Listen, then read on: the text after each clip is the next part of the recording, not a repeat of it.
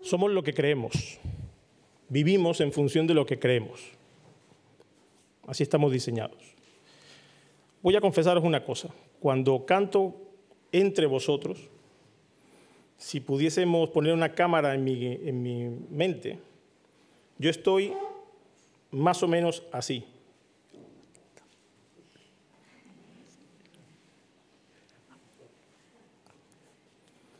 Me siento cantante, de verdad. Intento guardarla. Aquí hay muchos músicos, entonces, en fin, lo que diga, ponerlo en cuarentena, ¿no? Guardo aquí en el diafragma el aire e intento expulsarlo de tal forma que mi voz coja toda la congregación y entonces pueda sostener yo también esta música, ¿no? Si dejaseis de cantar, mientras yo estoy cantando, oiríais seguramente una melodiosa voz. No sé por qué os reís, de verdad. Se acabó la predicación, adiós. Somos lo que creemos. Somos lo que creemos. Los defensores a ultranza del planeta, ¿qué hacen? Pues intentan que su huella de dióxido de carbono sea baja, intentan comprar cosas transgénicas y no comprar aquí y comprar allí, y defienden el planeta a su forma y viven de esa forma, son verdes, ¿no? Yo tengo una ecología verde y una... Bueno, está bien. David Muñoz, sabéis quién es, ¿no? El chef, ¿no? Pues esta semana él ha dicho que la tortilla de patata es sin cebolla. Ya se ha dividido la iglesia, ¿no? Con cebolla, sin cebolla, pero él, a mí Aitana me lo decía, ¿no? Pero sí, él es un experto, ¿no? Entonces David Muñoz decía que no, que lo que pasa es que cuando tú, estoy hablando como un experto, pero se lo escucha a él. Cuando pochas la cebolla, se hace un poco dulce. Entonces él dice que esa mezcla entre lo salado de la patata y el huevo con lo dulce, pues no es compatible. Claro, él es el experto. Hay un mundo de división. Entonces habrá seguramente esta semana quien escriba artículos sesudos sobre este tema, ¿no? Yo voy a confesar otra cosa aquí. Esta es una mañana de confesión. En fin, mi vena católica está saliendo aquí ahora, ¿no? Yo confieso ante Dios Todopoderoso y ante vosotros, hermanos, que yo detesto a Paulo Coelho. Uy, este silencio me quiere decir que lo leéis mucho. Bien. Sí. Pero yo a Paulo Coelho, este señor vende mucho. Diréis que soy envidioso, pero no le envidio que él venda mucho. No me parece que escriba bien. Y ya está. Y yo soy un militante de esto. Vivimos como creemos. Ahora, más allá de estas pequeñas cosas, muchos de nosotros vivimos creyendo que somos mejores de lo que en realidad somos en lo que hacemos. Os voy a leer un fragmento de las conclusiones de un estudio de la Universidad de Cornell, esto también suena muy rimbombante, que dice lo siguiente, fijaros, las personas tienden a tener una visión demasiado favorable de sus habilidades en muchos dominios sociales e intelectuales. Esta sobreestimación ocurre en parte porque las personas que no están capacitadas en estos dominios sufren una doble carga. No solo llegan a conclusiones erróneas y hacen elecciones desafortunadas, y lo que pasa es que su incompetencia les roba la capacidad metacognitiva para darse cuenta. Es decir, estamos tan engañados, tan pagados de nosotros mismos, que no nos damos cuenta de que lo que creemos y hacemos, que creemos que está bien, no lo está. Y tomamos malas decisiones. Eso nos pasa a todos nosotros. Ahora bien, todo esto hay que llevarlo al terreno de nuestra relación con Dios. ¿Qué diremos de nosotros mismos? ¿Qué tipo de relación con Dios tenemos? ¿Qué relación tenemos con la doctrina, con la palabra de Dios? ¿Creemos lo que debemos creer o creemos que somos mejores creyentes de lo que somos? ¿Cómo es nuestra relación con lo que la Biblia de verdad enseña? El autoengaño, y aquí quiero deciros el título de nuestro estudio en esta mañana, no había puesto todavía el tiempo, así que ya ahí robo un poco de tiempo. Nuestros puntos ciegos, una teología del autoengaño. El autoengaño no es un término que no conozcamos. Estudiamos en Santiago, ¿recordáis lo del espejo? Hay quien se mira en el espejo, ¿no? Y considera su rostro y luego se va y olvida cómo era. Nos engañamos a nosotros mismos. Salimos despeinados, desgreñados. Se nos olvida el reflejo que hemos visto. Ahora bien, ¿cómo definiríamos esto del autoengaño espiritual? Pues yo os propongo esta siguiente definición. El autoengaño espiritual es un proceso de desconexión con la palabra de Dios que termina por conceder a nuestras propias ideas de Dios la categoría de verdad. Y se manifiesta en la conducta, en la doctrina y en nuestra perspectiva de Dios. Cuando vivimos autoengañados con respecto a la palabra de Dios, caemos en la tendencia de ignorarla, la palabra de Dios, o a tratar de modificar su significado con tal de seguir viviendo nuestra propia convicción. Así que Juan, el apóstol Juan, el apóstol del amor, el apóstol que era conocido como hijo del trueno, un hombre fuerte, firme, escribe Primera de Juan, que es una de las cartas más difíciles de predicar. La radicalidad de Juan en sus escritos es antológica. Yo soy el camino y la verdad y la vida. Y nadie va al Padre si no es por mí. Se ha discutido muchísimo esta posición de Jesús en el universo. ¿Nadie va al Padre si no es por mí? Nadie. Y Juan hace declaraciones en esta carta que son fundamentales. Son terribles en un sentido. El que no es conmigo, contra mí es, decía Jesús. Si somos del mundo, no somos de Dios. Si no amas a tu hermano, no amas a Dios.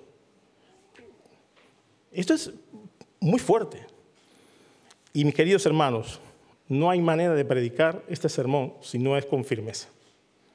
Porque el texto así lo dice. Así que vamos a construir en esta mañana una teología del autoengaño partiendo del marco del mensaje que Jesús, en el versículo 5, nos plantea. Y los 3 puntos ciegos por donde vemos que se nos escapa nuestra vida de comunión con Dios y con su iglesia son 3. En primer lugar, el punto ciego de nuestra conducta. En segundo lugar, el punto ciego de nuestra doctrina. Y en tercer lugar, el punto ciego de nuestra perspectiva de Dios. Pero vamos a empezar. Toda teología tiene que empezar ¿por dónde? Decláralo, hermano, dilo. Por Dios. Porque si nosotros empezamos a tener una doctrina, una teología, una idea de Dios partiendo de nosotros, vamos a fracasar. Así que vamos a leer el texto completo. Primera de Juan, capítulo 1, versículos del 5 al 10. La palabra de Dios nos dice lo siguiente. Este es el mensaje que hemos oído de él y os anunciamos. Dios es luz y no hay ningunas tinieblas en él. Si decimos que tenemos comunión con él y andamos en tinieblas, mentimos y no practicamos la verdad, pero si andamos en luz como él está en la luz, tenemos comunión unos con otros y la sangre de Jesucristo, su Hijo, nos limpia de todo pecado.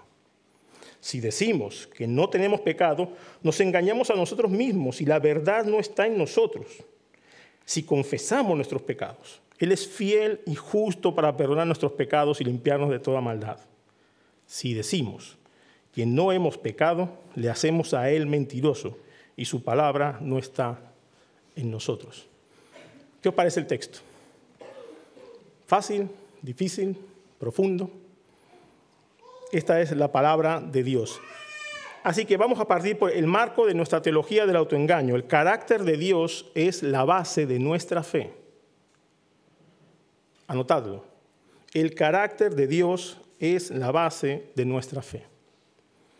Si Dios no fuese un Dios profundamente amoroso, profundamente justo, profundamente misericordioso, profundamente todas sus virtudes, no estaríamos aquí.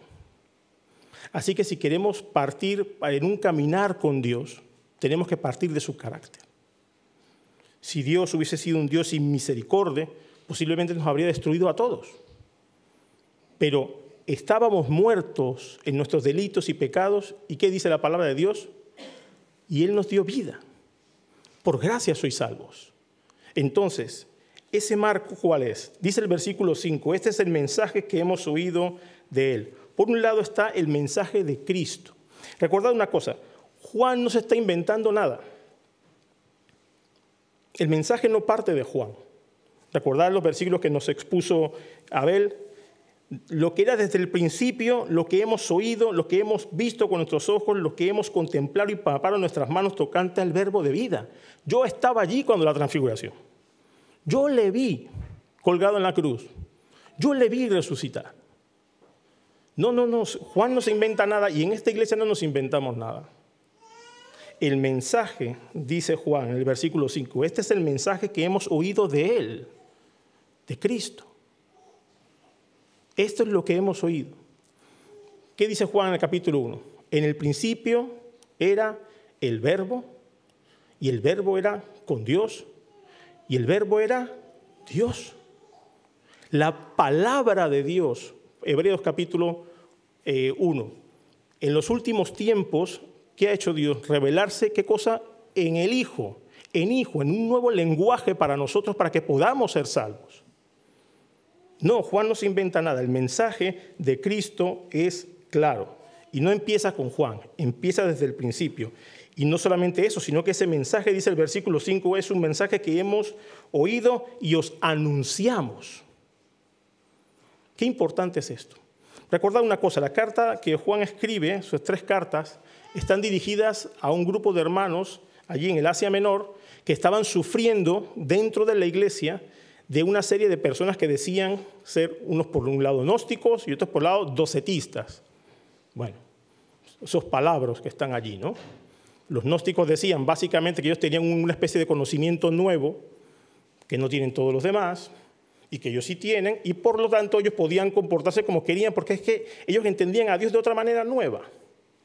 Y los docetistas decían que Jesús básicamente no había venido en carne, que Jesús era humano, pero después el Cristo, como un espíritu, se le metió el día del bautismo, ¿no? Y después le dejó en la cruz. Y así, claro, si Jesús básicamente ni siquiera es Dios, lo que Él diga pues tampoco nos compete mucho a nosotros, ¿no?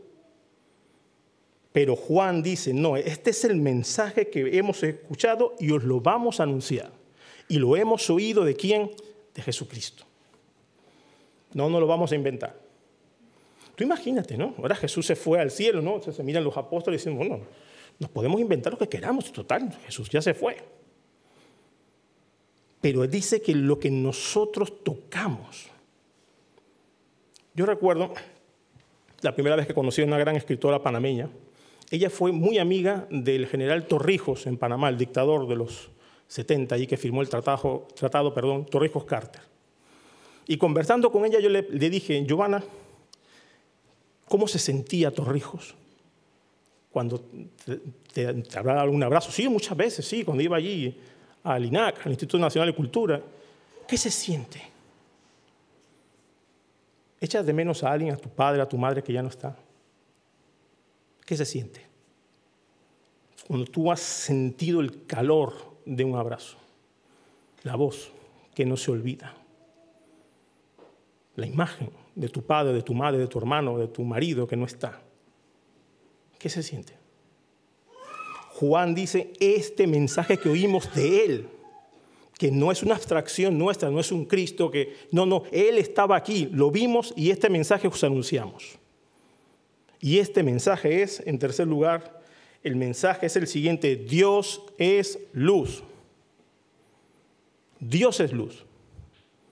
Y dice más, Dios es luz, y para remachar el carácter de Dios dice, y no hay ningunas tinieblas en él. Dios es luz y no hay ningunas tinieblas en él. No te confundas. No, es que Dios es penumbra. No. Dios es luz, no es una luz, no contiene la luz, sino que Él es la luz. No hay otra luz. Posiblemente hay iglesias que predican que hay otras luces, que hay otras maneras de ver el mundo. No, en esta iglesia no. Dios es luz y no hay ninguna tinieblas en Él. Ninguna. Dios no es un Dios de confusión, sino un Dios de orden. Dios se ha revelado a través de la palabra de Dios y no hay sombras en Él. Bueno, con esto que hemos dicho, con este marco, tenemos la idea central que yo quiero repetir en este sermón y para que llevemos en casa esta semana. Mis queridos hermanos y amigos, si Dios es luz, no te engañes, vuelve a Cristo ven a Cristo. Repito esa idea. Si Dios es luz, no te engañes. Vuelve a Cristo, ven a Cristo. Así que ya tenemos el pórtico, por decirlo así. Nosotros tenemos una teología de la palabra de Dios, podemos tener una teología del autoengaño y saber en qué estamos fallando porque tenemos un marco que es el carácter de Dios. Dios es luz y no hay ninguna tinieblas en él. No te puedes escapar. Es interesante que en Primera de Juan no hay grises. No. O amas a tu hermano o no crees en Dios. Así. Fijaros lo que significa penumbra, según la Real Academia. Para eso esto es muy espiritual. Mira, sombra débil entre la luz y la oscuridad que no deja percibir dónde empieza una o acaba la otra. ¿Qué te parece lo que es la penumbra? ¿Que hemos dicho que es el mensaje? Dios es luz y no hay ninguna tinieblas en él. Entonces tú puedes pensar, porque como hemos dicho al final de Santiago, tú puedes creer, bueno, pues yo puedo habitar en la penumbra, ¿no? Bueno, en algunos momentos soy luz, en otros momentos soy un poco oscuridad. No. ¿El mensaje cuál es? Dios es luz y no hay ninguna tinieblas en él. Así que esto nos da pie para ir al primer punto ciego que tenemos en nuestra relación con Dios. En primer lugar, el primer punto ciego es el punto ciego de nuestra conducta, versículos 6 y 7. Entonces aquí tenemos 3 si decimos. Si decimos. Y otra cosa interesante, por lo menos 7 veces tenemos aquí el su. Y tenemos un montón de veces nosotros. Es muy interesante. Y aquí por lo menos por 3 veces, en los 3 puntos que vamos a ver, se trata el tema de la mentira. Así que por ahí van los tiros. Es una cosa entre nosotros y Dios. Tiene que ver con engañarnos, con engañar, con hacerle a Él mentiroso. Muy interesante. La palabra mentiroso o mentira como sustantivo ocurre por lo menos 10 veces en el Nuevo Testamento. 10. 5 de esas veces están en Primera de Juan. 2 de esas veces están en estos 5 versículos. Qué interesante. La cosa va aquí de cómo nos engañamos a nosotros mismos. En primer lugar, entonces, el punto ciego de nuestra conducta, versículos 6 y 7, dice aquí, si decimos que tenemos comunión con Él y andamos en tinieblas, mentimos y no practicamos la verdad, pero si andamos en la luz, como Él está en la luz, tenemos comunión unos con otros y la sangre de Jesucristo, su Hijo, nos limpia de todo pecado. Primero, lo que pensamos nosotros, tenemos comunión con Él. Eso decimos. ¿Cuántos tenemos en esta mañana comunión con Él? No levanten la mano. No piensas, tengo comunión con Él. Perfecto. Muy bien, tenemos comunión con Él. El creyente de verdad debe armonizar lo que hace con lo que la palabra de Dios dice y no con lo que cree que la palabra de Dios dice. Hay una diferencia muy grande. Y vamos a convertir todo esto, vamos a pasarlo por el filtro de amar a los hermanos. Es lo que estudiamos en Santiago. ¿Tienes fe? Bien. Los demonios creen y tiemblan. ¿Puedes creer? ¿Eso en qué te convierte? Por lo menos en un demonio, ¿no? Pero ¿qué dice Santiago? Muéstrame tu fe, ¿por qué cosa? Por las obras. Es decir, ¿cuáles son los frutos de lo que dices que haces? Fijaros. Dice, tenemos comunión con Él, ¿vale? Pero ¿qué es lo que hacemos? En segundo lugar, andamos en tinieblas, dice Juan. Si decimos que tenemos comunión con Él y andamos en tinieblas, claro, tú puedes decir todo lo que quieras, pero ¿me amas? Tú puedes decir todo lo que quieras, pero ¿haces la voluntad de Dios o haces la tuya? No es que yo creo que Dios quiere que haga esto. Fijaros, los gnósticos, esto que hemos dicho al principio, ellos creían que tenían un tipo de revelación especial para ellos. Bueno, Dios entiende cómo camino yo, porque Dios sí que entiende mis circunstancias y los demás no lo entienden. Entonces nos convertimos en una especie de gnósticos, ¿no? Tenemos una especie de revelación nosotros, ¿no? De una especie de relación distinta con Dios, ¿no? No, Dios entiende que yo no trate bien a mi hermano, a mi mujer, a mis hijos, que menudos son, ¿eh? No, Dios entiende que yo no venga a la iglesia, porque menudos son. Dios me entiende a mí. Ellos están perdidos, ¿no? No, Dios entiende que yo no perdone porque Dios sabe lo que me hicieron. No. Estás equivocado. Dios es luz y no hay ninguna tinieblas en Él. Si decimos que tenemos comunión con Él y andamos en tinieblas, ¿cuáles son los resultados? Lo que pasa, mentimos. Mentimos. Pero no queremos escuchar esta palabra. No. Dios me entiende, te equivocas. No. Dios es luz y no hay ninguna tinieblas en Él. ¿Recordáis lo que nos decía Eclesiastés, el predicador, al final de todo el discurso oído? Dice en el versículo 14 del capítulo 12, porque Dios traerá toda obra a juicio juntamente con toda cosa encubierta, sea buena o sea mala. Es decir, la traerá a la luz. ¿Cuál es el gran problema? Dice Juan en su evangelio. Hay que estudiar primera de Juan en paralelo con el evangelio de Juan. Y esta es la condenación. Que la luz vino al mundo, pero los hombres, las personas, nosotros, amamos ¿qué cosa? Más las tinieblas que la luz. Ese es el gran problema. No queremos venir a la luz. ¿Por qué? Porque se descubre quiénes somos. Porque se descubre todo el truco. Y dice más. ¿Qué podemos hacer entonces? Si yo digo que tengo comunión con Él, pero ando en tinieblas, miento. ¿Y ahora qué hago? Si tú estás en este punto, mi querido hermano, tienes que hacer lo siguiente según lo que dice el versículo 7. Pero si andamos en la luz, la idea aquí es de persistir en la luz. Es muy interesante eso. Se pierde un poco en el español, pero es eso. Si andamos en la luz, si persistimos en buscar la voluntad de Dios, yo quiero hacer la voluntad de Dios, Señor, estoy aquí. Ayúdame, Señor, yo quiero hacer tu voluntad, quiero leer la palabra de Dios, no solamente eso, quiero cumplirla, quiero ir a hablar con mi hermano en el que no me llevo bien, quiero perdonar a los que tengo que perdonar, quiero pedir perdón a los que he ofendido, quiero ayudar a los hermanos, quiero hacer tu voluntad. Si persistes en la luz, dice, como Él está en la luz, eso tiene sus buenas consecuencias. Dice aquí que tenemos comunión los unos con los otros. ¿Qué te parece?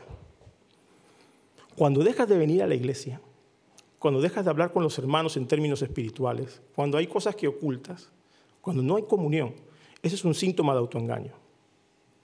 No hablo con Félix, porque yo tengo otra revelación. Yo estoy en otro sitio, ¿no? En fin. Eunice, ¿qué le voy a contar a Eunice? No, te engañas. Si nosotros andamos en luz, tenemos comunión los unos con los otros. Ven a la iglesia. Estate aquí con nosotros, asómate a la luz. Su voluntad es que estemos aquí. Si andamos en luz como Él está en luz, tenemos comunión los unos con los otros. Y dice algo más, que esto es gratificante. Y la sangre de Jesucristo, su Hijo, nos limpia de todo pecado. Porque el que está buscando la luz, está buscando el perdón de Dios. No se engaña a sí mismo y se cree que, bueno, a mí Dios sabe. No, Señor, perdóname por esta actitud que no es una actitud espiritual. Y me miráis y decís, bueno, estás exagerando un poco. No, tú sabes cuáles son esas actitudes espirituales. Tú lo sabes. Mi mujer me pide perdón y yo le retengo el perdón un par de días, ¿no? Como hablábamos ayer en la reunión de matrimonios. Unos días para que sufra allí, que se cueza allí un poquito. Yo le voy a dar una lección. ¿Qué es esto? ¿Eso es de verdad de Dios? No, yo mantener ese castigo. No. Cuando nosotros nos acercamos a Dios, la sangre de Jesucristo, su Hijo, nos limpia de todo pecado, de todo tipo de pecado. ¿Qué has hecho? ¿Qué pensamientos has tenido? ¿Qué sentimientos albergas? Ven a Jesús. Pide perdón. Camina en la luz. Vamos a aferrarnos a Él, porque no hay otro sitio donde ir. ¿Qué dijo Pedro? ¿A dónde iremos? ¿Tú tienes qué cosa?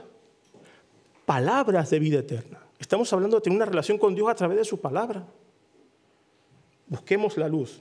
Así que si Dios es luz, no te engañes. Vuelve a Cristo. Ven a Cristo. Si en esta mañana estás aquí y no conoces al Señor Jesucristo, ven a Él. Su sangre nos limpia de todo pecado. Podemos como creyentes recibir el perdón y salir de esta dinámica de estar mintiéndonos. No mientas. Estate de verdad en la luz. En segundo lugar, vemos aquí el punto ciego de nuestra doctrina, versículos 8 y 9. Si decimos que no tenemos pecado, nos engañamos a nosotros mismos y la verdad no está en nosotros. Si confesamos nuestros pecados, Él es fiel y justo para perdonar nuestros pecados y limpiarnos de toda maldad. Una vez más, lo que nosotros pensamos que es, no tenemos pecado. Somos a veces tan creyentes que ya no pecamos. ¿Qué os parece esto? ¿No? Podríamos hacer una encuesta aquí. ¿Quién lleva más tiempo en el Señor? ¿Quién da 50 años? Seguramente se levantan manos. 30 años en el Señor. 20. Veo 10 años en el Señor. 5 tal vez. 1. Hay veces que el caminar con el Señor nos hace sentir que, bueno, miras alrededor y, Satanás, ¿dónde estás? ¿No? La carne, ¿dónde está? ¿No? El mundo, ¿dónde está? Los he vencido a todos. Y caminamos casi flotamos, ¿no?, por la vida. Nos sentimos que no tenemos pecado. Muchas veces, mis queridos hermanos, justificamos nuestras acciones. Estamos convencidos de que no leer la Biblia o no asistir a la iglesia, no tener comunión con los hermanos, es normal. Mira, no vas a sobrevivir si no estás en la palabra de Dios. No sobreviviremos. No vamos a sobrevivir si no estamos congregándonos. No vamos a sobrevivir si no estamos buscando a Dios todos los días. Yo es que vivo de las rentas, no olvídate de eso. ¿Puedes creer que yo levantaba en mis últimas 2 repeticiones en el gimnasio, en pecho, ahí, 150 kilos, como un campeón? Y 2, clink, y me levantaba así. Que no se asuste esta imagen de mi juventud. Ahora tengo aquí como una especie de tendinitis que no soy capaz ni de levantar a mi hija. No, me rompo. No puede vivir de las rentas. Si decimos, ¿no tenemos pecado? No, yo he vencido a todos los enemigos del cristiano. No. Eso es lo que nosotros decimos. Pero fijaros, ¿qué es lo que hacemos? Dice el versículo 8, nos engañamos a nosotros mismos y la verdad no está en nosotros. ¿Que no pecas? No, tú estás justificando tu pecado. Tú crees que no perdonar está bien. Tú crees que no amar al hermano, no estar dispuesto a ayudar en sus necesidades. Tú crees que eso no es pecado. Tú te has hecho tu propia teología, ¿no? Dios y tú y Abraham sois amigos los tres y habéis convenido en que, bueno, pelillos a la mar conmigo. No, Dios me entiende. No, eso no es así. ¿Qué es lo que creemos, mis queridos hermanos? ¿Qué es lo que creemos? Mira, no me meto en la idea de, bueno, sí, todos confesamos ser cristianos y que hemos sido salvos, perfecto. Pero en el día a día, lo que demuestra el fruto del Espíritu, ¿de verdad lo estamos dando? ¿O tenemos una idea muy, por decirlo así, idólatra de nosotros mismos? Yo soy mi teología. En vez de teología diría pedrología, ¿no? La mía, ¿no? Soy mi Dios, yo me perdono y yo digo lo que es pecado y lo que no es. Y lo que dice la Biblia, bueno, lo matizamos. No. Si piensas que no has pecado, lo que haces es engañarte a ti mismo. Y como dice aquí la palabra de Dios, la verdad no está en ti. Es decir, no tienes una buena relación con la palabra de Dios. Lo que más hace falta en esta iglesia, en nuestras iglesias, en nuestras vidas, es tener una relación renovada con la palabra de Dios. No con lo que yo creo, con lo que la palabra de Dios dice.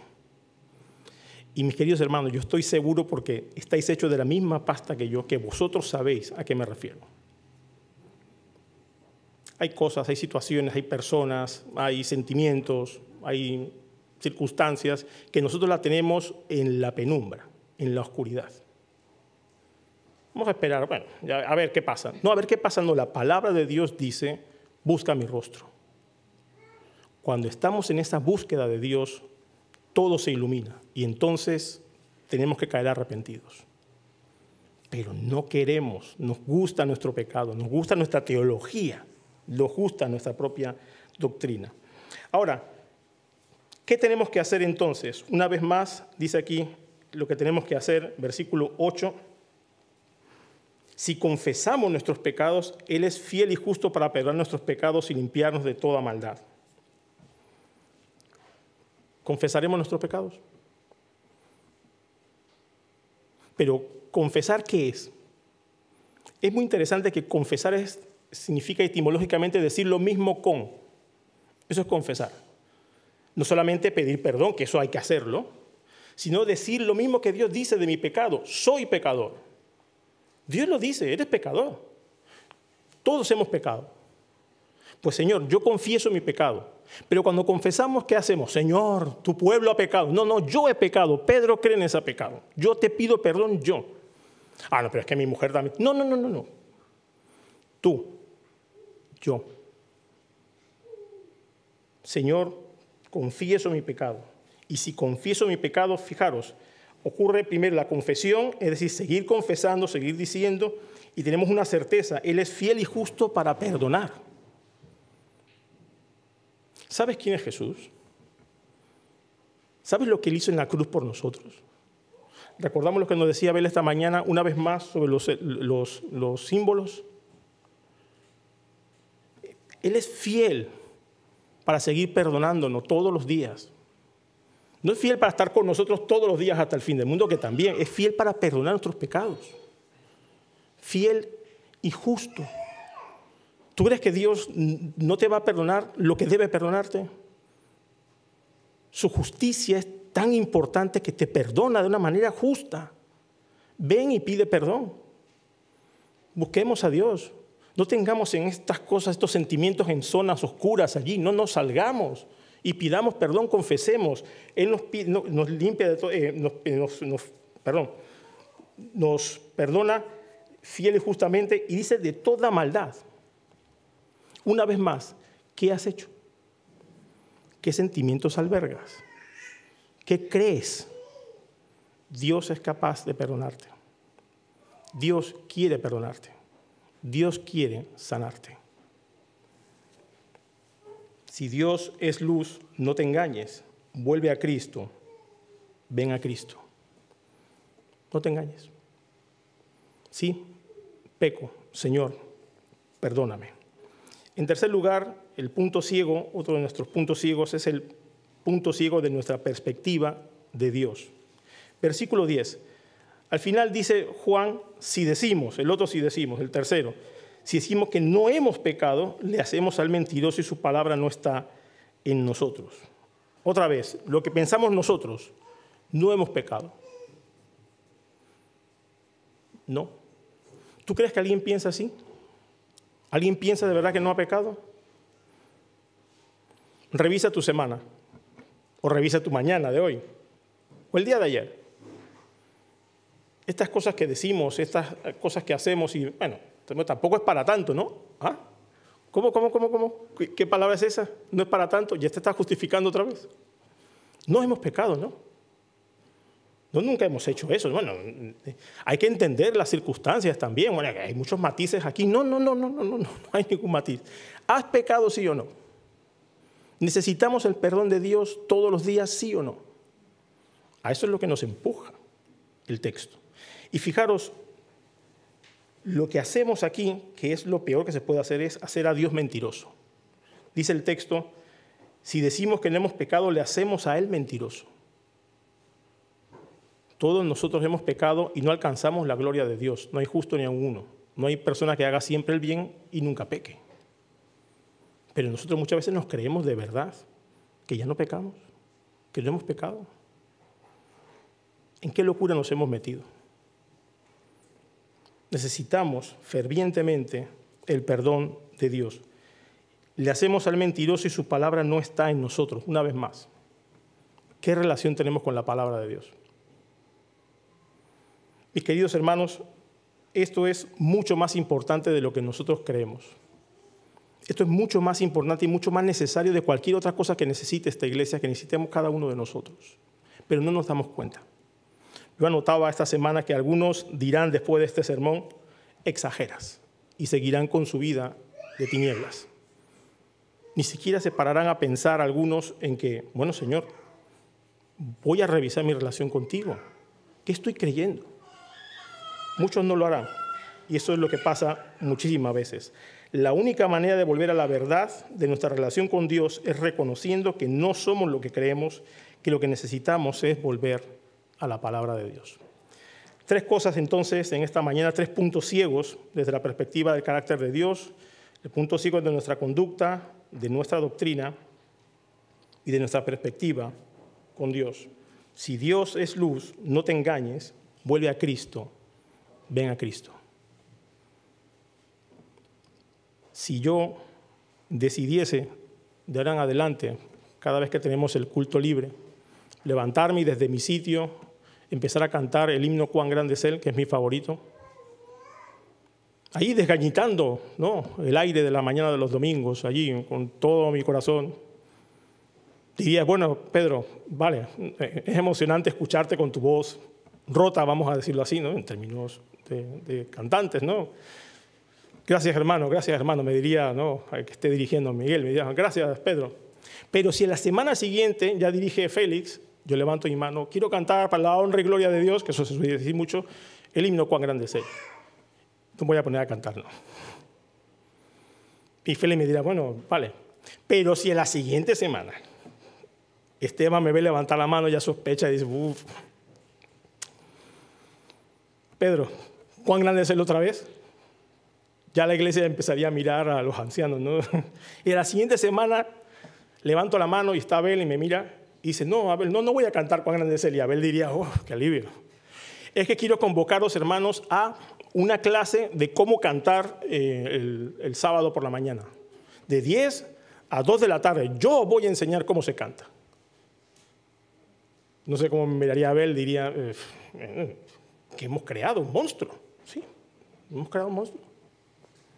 Yo me he creído que soy cantante, que he cantado 4 veces y que ya incluso soy maestro.